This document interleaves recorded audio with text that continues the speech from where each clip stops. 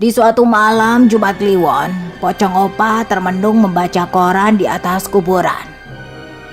Hais, manusia zaman sekarang emang gak ada takutnya. Masa kasus terang benderang kok malah ngandelin setan. Tak lama kemudian, tuyul pun datang bawa uang. Lu baca apa, Opa? Nih, baca sendiri. Maaf nih ye, kan gue meninggoy sebelum dilahirin. Gue gak sempat sekolah buat belajar baca. Gak bisa baca, tapi soal duit kok lo bisa paling paham? Soal duit kan lain lagi. Hehe, cepet bacain dong. Gak usah gue bacain, ntar lo ngeri sendiri. Udah terlanjur kepo gue. Ada kasus ibu hamil gak ada suaminya. Katanya hamil sama genderuwo. Gue kira apaan? Yang lain. Kasus viral wanita yang meninggoy 8 tahun lalu terungkap gegara temannya kesurupan. Ih, kasus apa sampai bangsa kita perlu turun tangan? Kasus dewasa, Yol. Lo gak cukup umur, ntar aja kalau lo udah gede. Yaelah, gue kan segini sampai kiamat. Gak asik lo ah, gue mau cabut dulu. Tuyul pun pergi berlalu. Untung lo cepet pergi, Yol. Kalau lo sampai minta bacain lagi, gue gak tahu mau bacain yang mana. Orang isi beritanya ibu buang anaknya sendiri, lo bakal nangis deh kejer ntar. Dah, mending gue tidur aja. Pocong Opa pun melipat korannya dan pergi tidur di kuburan. Hingga pagi yang cerah di hari Jumat tiba. Hah? Jumat? Pocong Opa pun bangkit dari kuburan langsung menghampiri kuburan yang lain. Woi, bangun. Pocong lain pun pada bangun. Ada apa sih pagi-pagi bangunin? Bangun, sholat Jumat yuk. Lah, kocak, lu sakit apa gimana? Kita kan udah meninggoy, urusan kita di dunia udah beres kali. Bukan gitu maksud gue. Lah terus apa? Ya gue tahu, urusan kita di dunia tuh udah kelar. Kita gak bisa balik lagi kayak dulu untuk memperbaiki amal perbuatan kita. Tapi itu urusannya beda lagi, Jeff. Ini urgent banget. Lah iya apa? Gue pengen didoain para manusia yang udah pada sesat, Jeff. Semalam gue baca berita di koran, ngeri sendiri. Nyawa udah gak ada harganya lagi. Ada yang kejerat pinjol, terus lompat dari jembatan lah. Ada yang kena begal lah. Lah itu orang kagak mikir apa kalau utang dibawa mati? Gak tahu. Mau reuni di akhirat kali ya? Maka dari itu, Jeff, ayo kita ajak komunitas pocong ganteng di kuburan ini buat Jumatan. Ya udah, ayo. Kedua pocong itu pun melompat bersama membangunkan para pocong lain untuk salat Jumat, mendoakan manusia yang sesat.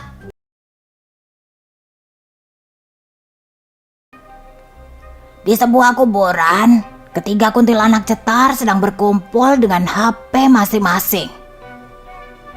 Kalian udah buka aplikasi Shopee belum? Belum? Emangnya ada apa?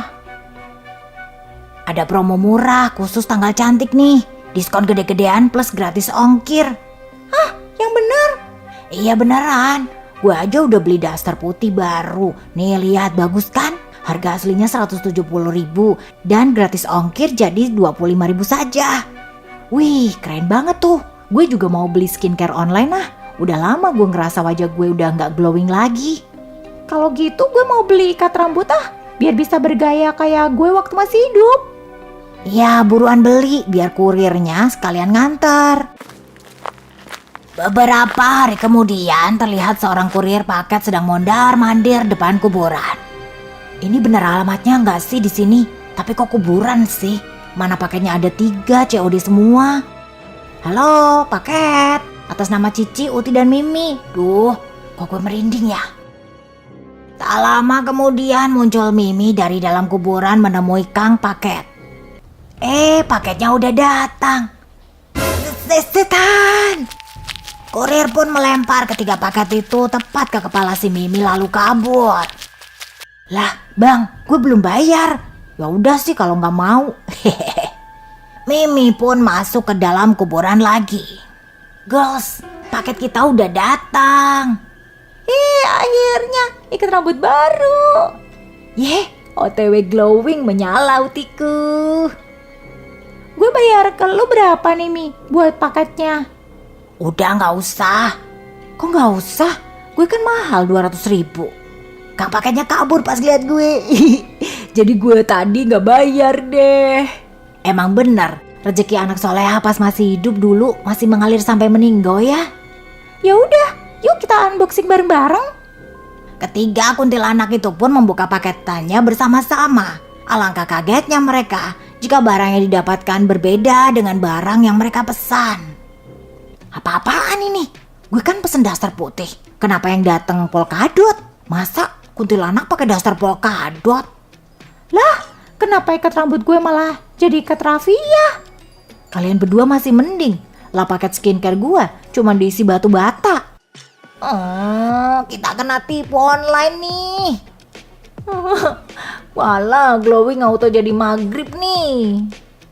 Ketiganya pun menangis sambil meratapi nasibnya karena ditipu. Sedangkan di sisi lain, ternyata tukang paket tadi kembali untuk 3 paket yang ia lempar. Perasaan tadi gue ngelemparnya di sini deh. Kok udah nggak ada ya? Tiba-tiba si kurir mendengar suara tangisan dari dalam kuburan. Tuh kan, kuburan ini angker. Mending gak usah cari paketnya deh. Bodo amat, yang penting gue selamat.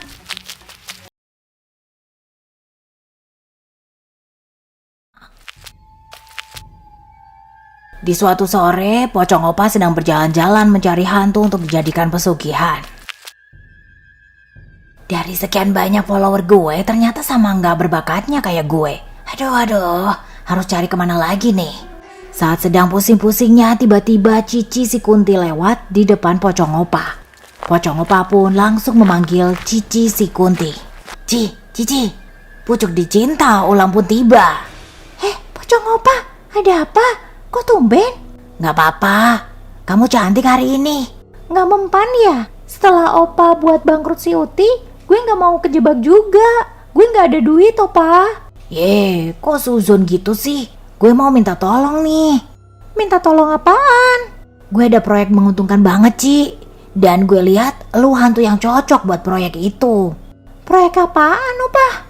Masuk agensi Mbak Dukun. Nanti kamu bakal digaji sama si Mbak kalau udah nyelesain proyek itu. Ogah, males gue ikut-ikutan kayak gituan.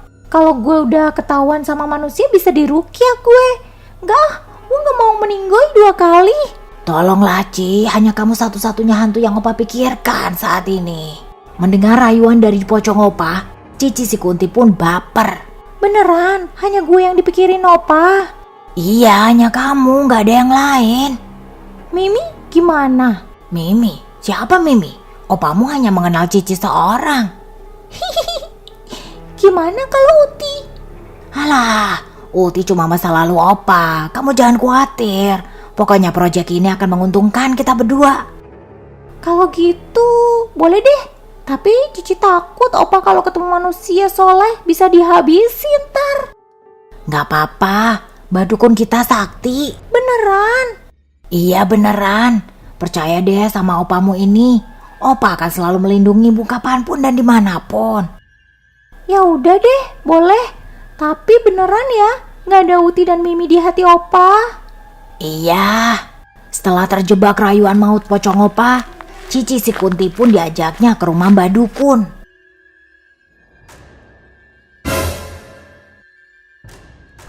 Kamu udah datang. Siapa namanya, Dok? Nama saya Cici, Mbah. Cici, apakah kamu siap menjalankan proyek ini? Kalau proyek ini berhasil nanti kamu dapat keuntungan 60%. 60%? Banyak amat, Mbah. Memangnya tugas saya apa, Mbah nanti? Saya tidak memiliki kemampuan pesugihan. Tenang saja, proyek kali ini tidaklah sulit. Kamu hanya perlu merasuki tubuh bocah perempuan dan tidur selama 1000 hari. Tidur selama 1000 hari? Memangnya buat apa, Mbah? Klien Mbah menginginkan santet 1000 dino dan Mbah merasa kamu cocok melakukan pekerjaan ini. Tenang aja, kamu bakal dapat keuntungan dimandikan dan dibersihkan tubuhnya setiap hari. Santet? Apa nggak terlalu bahaya untuk pemula seperti saya, Mbah? Tidak, malah ini adalah kesempatan kamu bisa mendapatkan makanan gratis dan pelayanan dari para manusia itu. Gimana, Pocong Opa? Bayarannya berapa, Mbah? Opa, kok kamu mikirin bayaran dulu sih? Bayarannya 10 juta di muka. Kalau proyek ini selesai nanti dapat bonus lebih. Oke, deal Mbah. Cici bakal melakukan yang terbaik. Kedua hantu itu pun keluar dari rumah Mbah Dukun. Opa, apaan sih? Kenapa langsung deal aja gitu tanpa persetujuannya Cici? Udahlah Ci, semua demi kamu. Kamu bakal dapat uang banyak dan bakal jadi kaya raya. Tapi Cici gak pernah ikut pelatihan santet manusia. Udah, tenang aja. Kayak yang Mbak Dukun tadi bilang, kamu tuh cuman perlu tidur buat santet sewu dino itu. Plus kamu dapat makan dan juga dimandikan tiap hari. Kebayang gak kalau kamu selesai kerja kamu jadi cantik dan wangi? Opa Pocong ini pasti bakal makin jatuh cinta sama kamu. Beneran? Iya.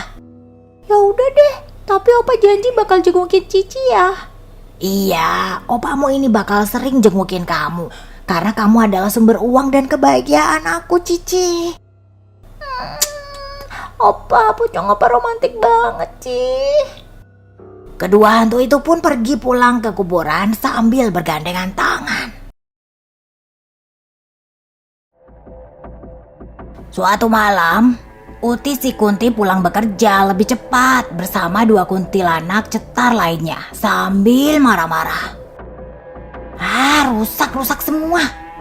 Sabar Ti, sabar. Sabar, gak boleh Ti. Daripada sabar mending kita ngamuk dengan barbar. Iya, manusia rakus-rakus semua. Udah bangun kota megah, gusur hutan sebelah buat bangun kota. Ini hutan kita dibakar buat ditanamin apalah itu namanya. Dikira yang butuh makan cuman manusia doang. Dikira yang butuh tempat tinggal cuman manusia doang. Iya bener, mana pohon kesayangan kita digusur lagi, ditebang tanpa perasaan. Padahal gue lagi nungguin telur si Pipit menetas di pohon kita. Malah udah ditebang. Udah Ci, udah. Masih untung cuma hutan yang ditebang ikan. Masih untung kita gak di lokasi pas proses penebangan itu. Nah, itu masalahnya, Mi. Lu gak tahu. Lu gak tahu apa-apa, Mi. Emang masalahnya selain kita kehilangan tempat nongkrong biasa apa sih? Masalahnya, kerakusan manusia itu sama aja. Mereka gak bakal puas buat nembangin pohon di hutan dijadiin lahan. Nanti nih, gak ada 5 tahun ke depan kuburan kita juga bakal digusur. Yang ada mereka bakal galiin rumah terakhir kita satu-satu terus dipindah-pindahin. Apa? Kuku baru tahu. Dasar manusia rakus gak pernah puas dan bersyukur. Udah merampas rumah makhluk hidup di hutan, masih pengen juga merampas rumah makhluk yang udah meninggal. Gak bisa, ini gak bisa dibiarin. Kita harus kesana Ci, kita harus lindungin hutan kita demi terjaganya kuburan yang damai ini. Betul, gue juga udah berpikir begitu.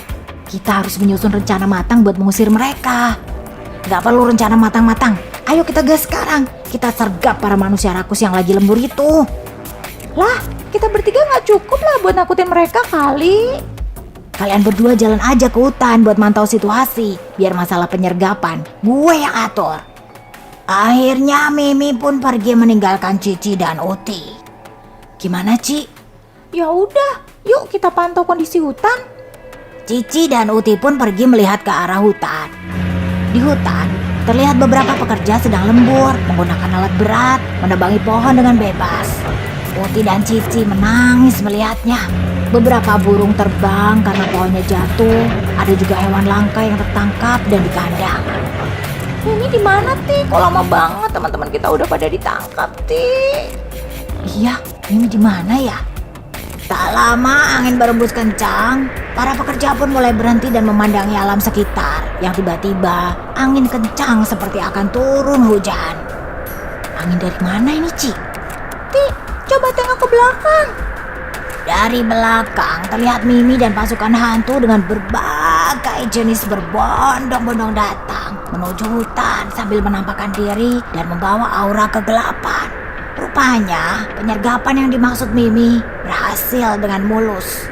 Para pekerja langsung mematikan mesinnya, berlarian minta pertolongan sambil teriak-teriak ketakutan melihat puluhan setan. Ti, berhasil Ti, mereka kabur. Para hantu itu pun bersorak gembira karena bisa mengusir penjahat hutan malam itu juga. Suatu hari, Mimi dan Uti sedang jalan-jalan di sekitaran kuburan. Lalu tanpa sengaja bertemu dengan Cici si Kunti yang lagi berkencan dengan Pocong Opa. Dik, bukannya itu Pocong Opa, kok sama Cici? Lah, iya, kok bisa? Sementara itu, Cici si Kunti sedang berdiskusi dengan Pocong Opa. Gimana, Ci? Dijamin pasti untung deh. Kagak. Lu cuman ngasih gue duit 3 juta aja, Ci. Nanti kalau gue menang, gue balikin 2 kali lipat. Iya kalau menang, kalau kalah? Ya terpaksa gue minjem duit lagi sampai menang.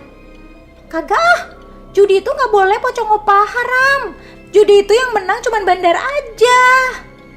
Bukan judi, Ci, ini sih investasi. Tinggal depo aja, nanti duit datang sendiri. Ya, Ci ya, please bantuin gue. Lu kan udah gue kasih kerjaan sama si dukun sakti.